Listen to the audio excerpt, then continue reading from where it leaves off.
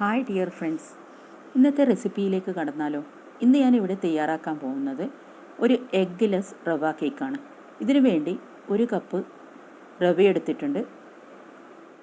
അതോടൊപ്പം തന്നെ 1/2 കപ്പ് പഞ്ചസാര പൊടിച്ചത്, 1.5 teaspoon baking powder, 1 teaspoon baking soda, ഇതെല്ലാം ചേർത്ത് കൊടുക്കുന്നു.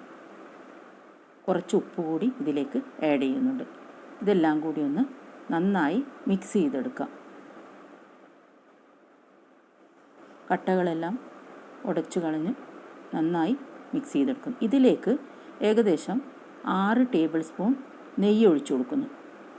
നിങ്ങൾക്ക് വേണമെങ്കിൽ നിങ്ങൾക്ക് ഇഷ്ടമുള്ള ഓയിൽ ഉപയോഗിക്കാം, സൺഫ്ലവർ ഓയിലോ മറ്റോ ഉപയോഗിക്കാം. ഇതിലേക്ക് ഞാൻ പാലെടുത്ത് വെച്ചിട്ടുണ്ട്.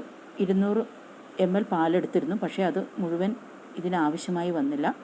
ഏകദേശം 150 ml പാലോളം ഇതിലേക്ക് ഒഴിച്ചു കൊടുക്കും.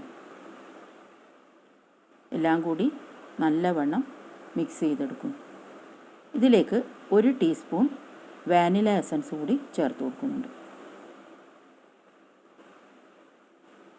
എല്ലാം കൂടി മിക്സ് ചെയ്ത് ഏകദേശം 20 മിനിറ്റോളം റെസ്റ്റ് ചെയ്യാൻ വെക്കണം.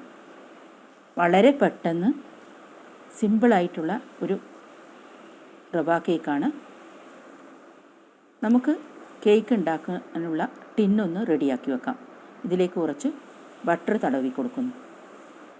ഇതിൻ്റെ അകത്തൊരു ബട്ടർ പേപ്പർ കൂടി വെച്ച് കൊടുക്കുന്നുണ്ട്.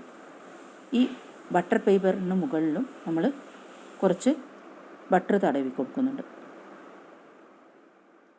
ഇത് അവിടെ ഒരു സൈഡിലേക്ക് മാറ്റി വെക്കാം റെഡിയാക്കിയിട്ട്. ഇതിൽ നമ്മൾ മുട്ടയൊന്നും ചേർക്കുന്നില്ല.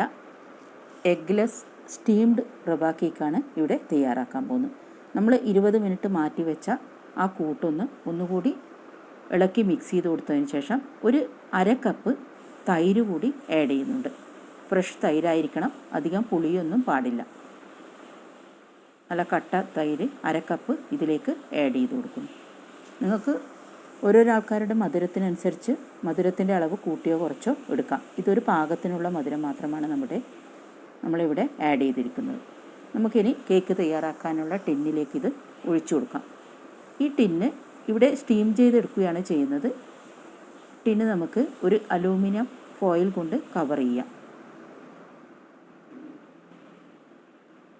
ഈ ടിന്ന് നമുക്ക് ഇതിലേക്ക് സ്റ്റീം ചെയ്യാനായിട്ട് മാറ്റി വെക്കാം. ഏകദേശം 20 മിനിറ്റോളം നമ്മൾ സ്റ്റീം ചെയ്തെടുക്കണം.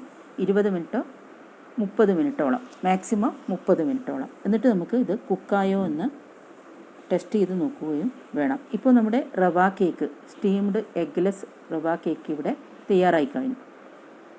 വളരെ സിമ്പിളായിട്ടുള്ളൊരു റെസിപ്പിയാണിത്. വെജിറ്റേറിയൻസിനും കഴിക്കാൻ പറ്റുന്ന ഒരു സിമ്പിൾ റവ കേക്കാണ്. ഇവിടെ എഗ്ഗ്ലെസ് സ്റ്റീംഡ് റവ കേക്ക് സെർവ് ചെയ്യാൻ തയ്യാറായി കഴിഞ്ഞു. വളരെ സോഫ്റ്റായിട്ടുള്ളൊരു സിമ്പിൾ കേക്കാണിത്. നമുക്ക് ഇത് കട്ട് ചെയ്ത് സെർവ് ചെയ്യാൻ തയ്യാറാക്കാം.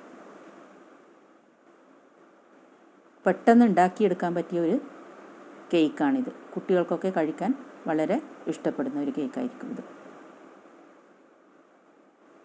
കുറച്ച് ഇൻഗ്രീഡിയൻസ് മാത്രമേ ആവശ്യമുള്ളൂ.